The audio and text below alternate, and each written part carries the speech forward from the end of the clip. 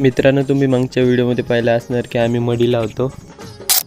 तर मित्रांनो, मडीला मस्तपैकी दर्शन झालं. आमचं दर्शन करून मस्त आपल्या ग्रुपचे फोटो काढले. तिथून डायरेक्ट निघालो आम्ही मोठा माईचं दर्शन घ्यायला. 15 ते 20 मिनिटानंतर लगेचच आपण मोठा देवीला पोहोचून गेलो. इथं दर्शन घेऊन लगेचच आम्ही पुढच्या प्रवासाला सुरुवात केली. 2 ते 2.5 तासानंतर लगेच आपण जालिंदरनाथ येथे पोहोचून गेलो. अंघोळ करून मस्तपैकी दर्शन घेतलं.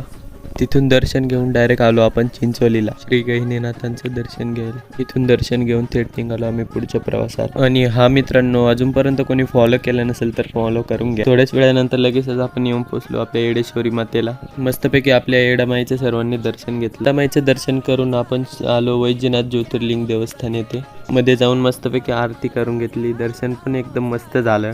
थोड्याच वेळानंतर लगेचच आम्ही पोहोचलो दुसऱ्या लोकेशनवर. फायनली इथलं पण दर्शन झालं. आता आम्ही पुढं कोणत्या लोकेशनवर गेलो होतो ते तुम्हाला मी पार्ट 3 मध्ये दाखवतो. तोपर्यंत आपल्या पेजला फॉलो करून घ्या.